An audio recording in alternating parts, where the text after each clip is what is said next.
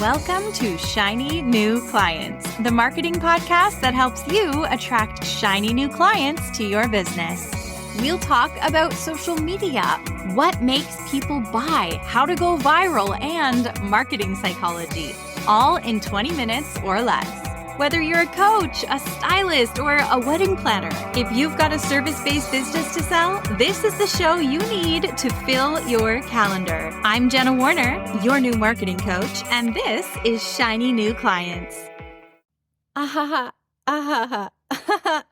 sabotaged my launch. Oops, let's talk about it. Let's talk about launching new products, live launching if you're an online business, messing up your launch, and recovering from it. Here's the scoop. Podcast listeners, you know that for the last 3 or 4 episodes, I've been like, come to my live event, come to my live event. The live event shows up. We have over 1,100 people registered for it. I jump on the call. I've got my hair washed. I've got my pretty blouse on. I'm ready to rock and roll. And I see that there's only like 300 people in the call. And I thought to myself, that's weird because so many people signed up, but it is very normal to have people sign up and then not show up, right? You get busy. You just want the replay. Maybe you're going to come late, whatever.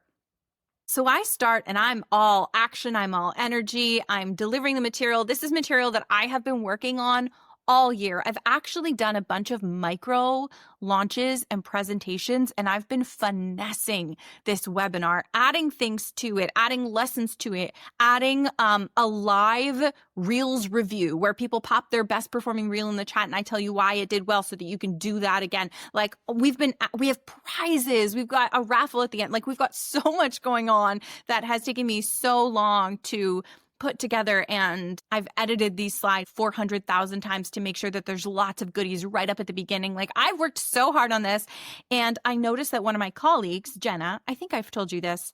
My name is Jenna. My business ops person, her name is Jenna as well. So Jenna disappears and her screen goes dark. And I'm immediately like, uh-oh, is Jenna okay? I hope she's all right. That's really unusual that she just disappeared from this call because I've got like team and volunteers in the chat. The chat is popping off. It's hard to even keep up with it. Anyway, she disappears. Eventually she comes back. I keep going. I do the training. People are signing up to work with me. People are excited. One person commented like, there's so much value, 15 minutes in, this is already worth it, yada, yada, yada. Things are going well, aside from there being like, 700 people missing. I finish the call. I'm so excited. I open up my DMs and I get a message from someone that says, Jenna, I saved my seat for this training 10 days ago, and I'm being told the room is at capacity. My heart sank. At first, I gaslit her. I'm so sorry. I'm so sorry if that was you. At first, I was like, that cannot be. We increased our Zoom capacity to 1,000. There's no way somebody got locked out. And we checked the settings and it said, your capacity is 1,000. So I know so at first I gaslit her. I'm so sorry. And then I messaged my team. And like, as I'm messaging them in Slack, I can see that they're typing and they're telling me, Jenna, something went wrong.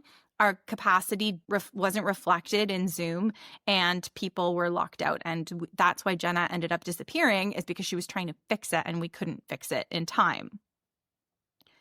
So I paused. I took a breath. I basically froze. Fight, flight, freeze.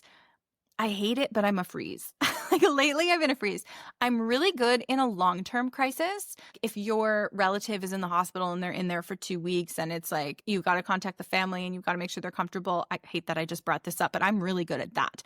But in a short-term crisis, like a deer runs out in front of the car, not good. That's when my husband shines. And that's why we're a good team. Jordan is really good at a short-term crisis. I'm good at a long-term crisis. But like one time, oh my gosh, I'm so on a tangent right now. But one time when Josie was a puppy, we heard her yip.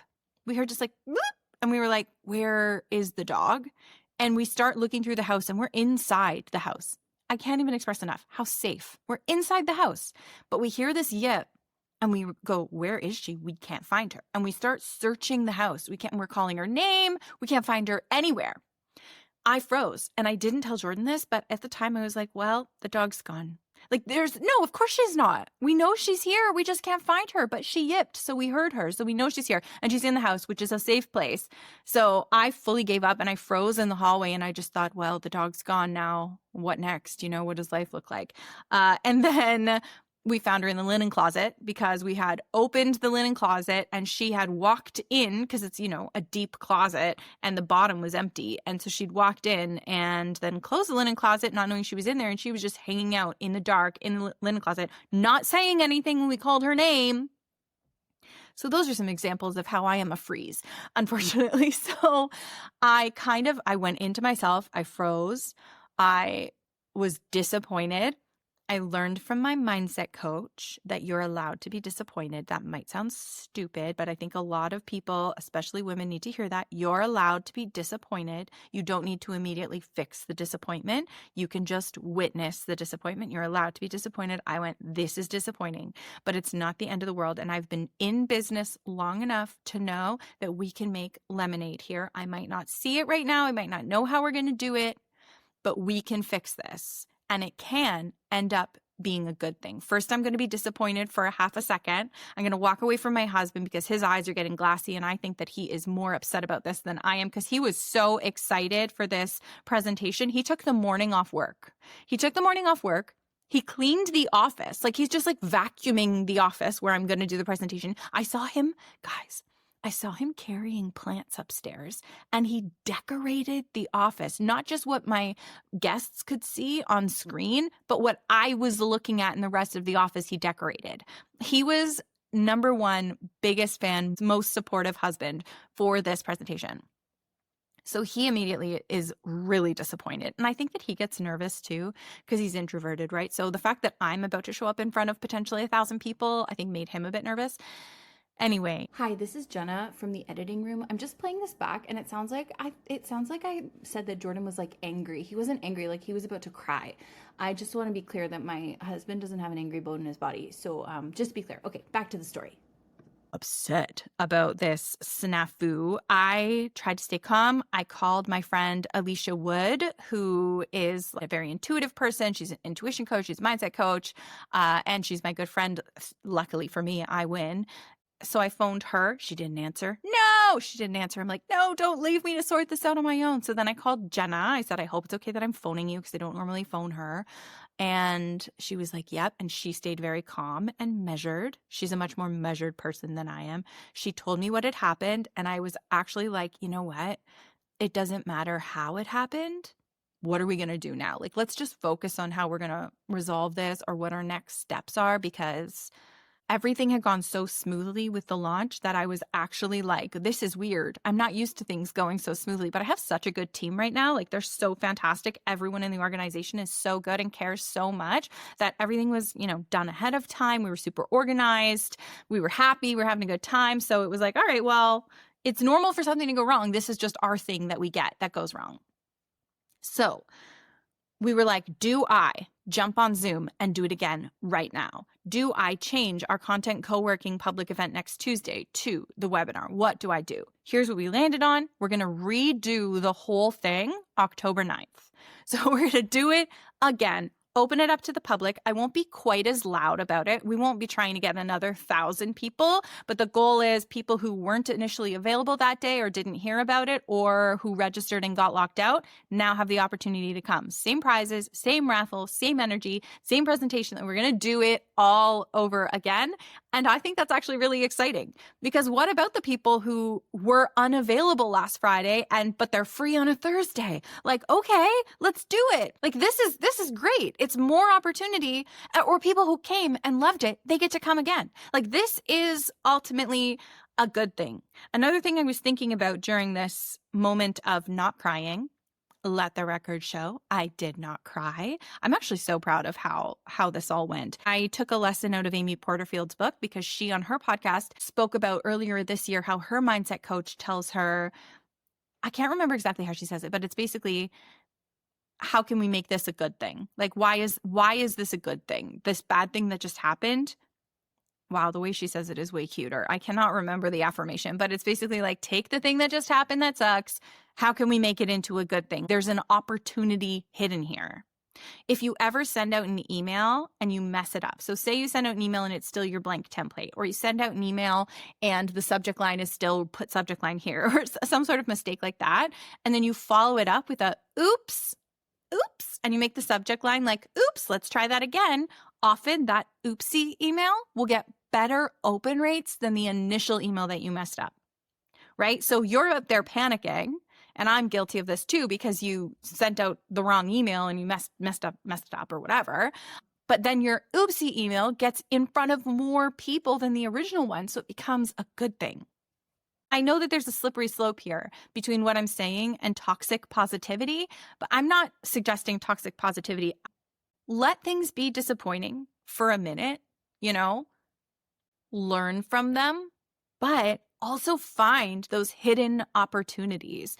This launch is not your last launch. This sale is not your last chance to grow your business, right? They're all learning opportunities. They're all opportunities. They're all increasing your audience and helping you hone your messaging and seeing what gets results and what is still a little bit sticky.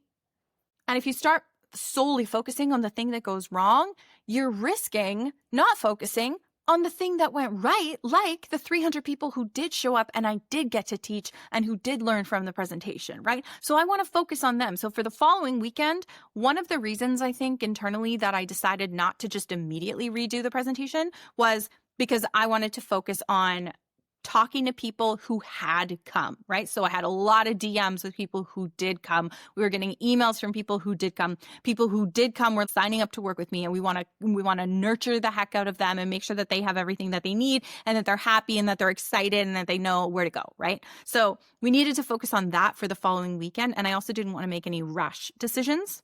Oh, and I should say, when you update your Zoom capacity, you need to wait 24 hours for it to apply, typically, which we did. But then there's a button. There's a button we didn't know you need to press. You have to we have a business account. So there's multiple, there's the business Zoom, there's Jenna's Zoom, and they're all kind of living under the same Zoom house. And you have to go to the account that you want the capacity on, and you have to click apply. It was one silly little button.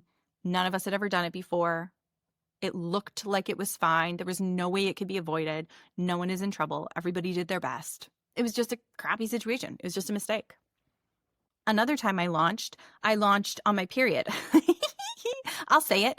And in the launch debrief after the big event and the big launch, I literally wrote in the launch debrief, don't do that again. Because I lost an entire morning because I was bedridden with really bad cramps. So I couldn't sell, I couldn't DM with people. It was I couldn't make content. I was bedridden, it really stunk. And then my energy was really low, and that's not kind of the right vibe you want to have in a big event like that. So we live and learn, and we make these mistakes. And then the next time you do better, and you're in business for the long haul, right?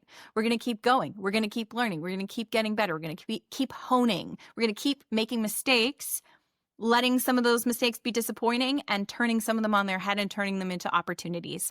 That's the name of the game, my friend. All right. Let me know what you want episodes about. I have a few in the bank. I have a really cool guest coming who used to work at Google, and one of her episodes on this show was one of our most popular episodes. So we brought her back. It's recorded. I just need to get it out, edited and up and out to you. And I want to make some really actionable episodes coming up, so they work almost like a workshop. But if you have ideas, comment in the comment section or DM me on Instagram. Let me know what you want to learn about on these shows, and I can get those to you as we go into this winter season. Meantime, I'll see you in the next one.